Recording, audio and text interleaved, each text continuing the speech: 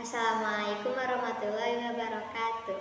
Saya Aulia Nasana dari Prodi Sejarah Peradaban Islam dengan NIM 52023122234 akan menjelaskan tentang perkembangan ilmu tasawuf.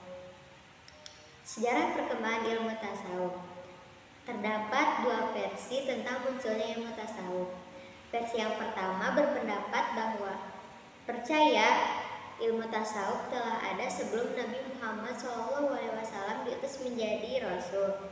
Adapun pendapat kedua percaya bahwa ilmu tasawuf muncul setelah kerasulan Nabi Muhammad SAW, atau tepatnya ketika pertikaian antar umat Islam pada zaman Utsman bin Affan dan Ali bin Abi Thalib karena disebabkan oleh faktor politik. Selanjutnya yaitu masa perkembangan ilmu tasawuf. Masa perkembangan ilmu tasawuf dibagi menjadi 4, yaitu yang pertama abad ke-1 dan 2 Hijriah, yang kedua pada abad ke-3 Hijriah, yang ketiga abad ke-4 Hijriah, dan masa yang keempat adalah 5 Hijriah dan setelahnya.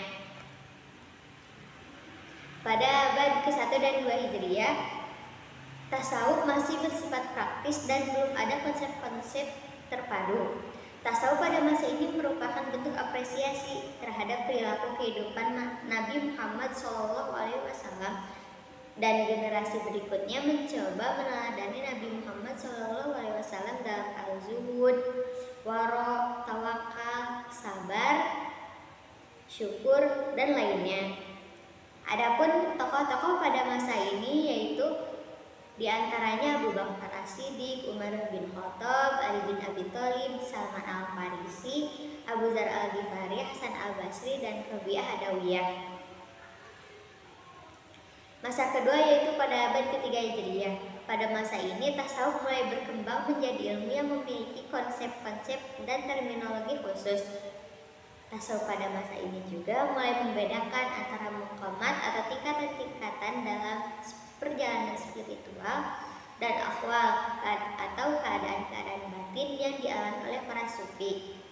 Selain itu juga mengembangkan metode-metode untuk mencapai kesempurnaan batin seperti zikir, muraqabah, muhasabah, mujahadah, dan lainnya.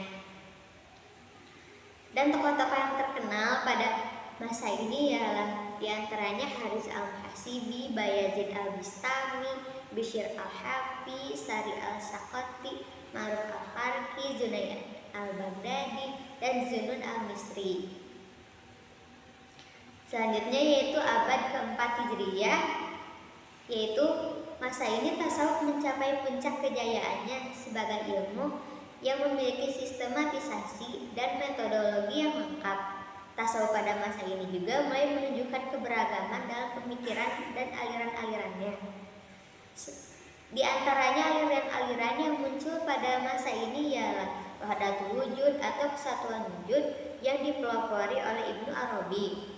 Lalu ada Wahdatul Syuhud atau kesaksian wujud yang dipelopori oleh Ibnu Sabi'in. Lalu ada Asy'ariyah atau tasawuf praktis yang dipelopori oleh Al-Hasan Asy'adzili, dan yang terakhir ada Al-Haqiyah atau tasawuf moral yang dipelopori oleh Imam Al-Ghazali. Dan tokoh-tokoh yang terkenal diantaranya pada zaman ini ialah Abu Bakar Asy-Syibli, Abu Yazid Al-Bistami, Abu Al-Qasim Al-Qushairi, Abu Hamid Al-Ghazali, Ibnu Sabi'in, Abu Syekh Al-Kharaj, Abu Sulaiman Ad-Darani, Ibnu Arabi, dan Abu Hasan Asy'adzili. Dan pada masa ini dia sangat berkembang daripada masa sebelumnya atau abad ke-3 Hijriah, karena pada abad ke-3 Hijriah aliran tasawuf masih hanya baru menemukan metode-metode awal. Tetapi pada abad ke-4 Hijriah ini sudah sangat jauh berkembang aliran-alirannya yang ditemukan. Dan yang terakhir atau abad ke-5 dan setelahnya adalah ilmu tasawuf mulai mengalami kemunduran kemunduran dalam hal kreativitas dan orisinalitas. Tasawuf pada masa ini lebih banyak mengikuti dan mengembangkan pemikiran-pemikiran yang sudah ada sebelumnya. Selain itu, tasawuf juga mengalami tantangan dan kritik dari berbagai pihak, dari yang kalangan ulama maupun kalangan awam. Beberapa kritik yang dihadapinya antara lain bid'ah atau menyimpang dari ajaran Islam, lalu syirik atau menyekutukan Allah, lalu kufarat atau percaya pada hal-hal yang tidak masuk akal dan lain sebagainya. Tasawuf pada masa ini pun berkembang dengan berbagai cara, salah satunya dengan membentuk tarekat-tarekat atau organisasi-organisasi sufi yang memiliki silsilah atau rantai guru yang terhubung dengan Nabi SAW. Tarekat-tarekat ini memiliki aturan, syarat, dan praktek yang harus diikuti oleh para anggotanya.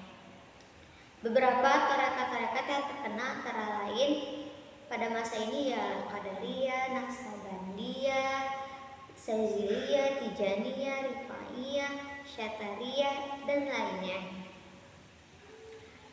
Adapun perkembangan ilmu tasawuf di Indonesia.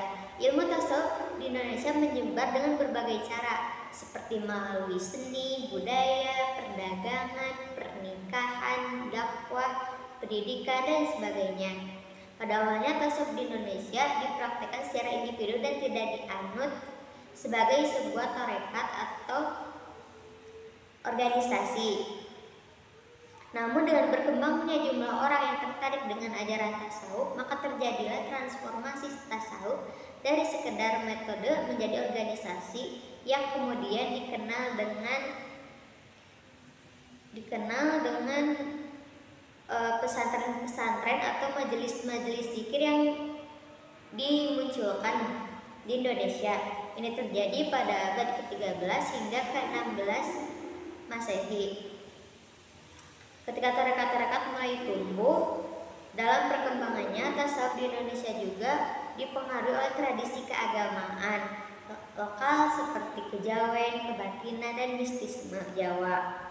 Hal ini terlihat dalam cara pelaksanaan zikir atau wirid, serta dalam praktek-praktek keagamaan yang unik dan berbeda dengan praktek-praktek tasawuf di Timur Tengah. Tokoh-tokoh yang terkenal menyebarkan ilmu tasawuf di Indonesia atau ajaran tasawuf di Indonesia, yaitu diantaranya Syekh Samsuddin As-Sumatrani, Hamzah Pansuri, Nuruddin Ar-Raniri, Syekh Yusuf Al-Maqasiri, Syekh Badur Rauf Asingkili, Wali Songo, dan Awaliyin.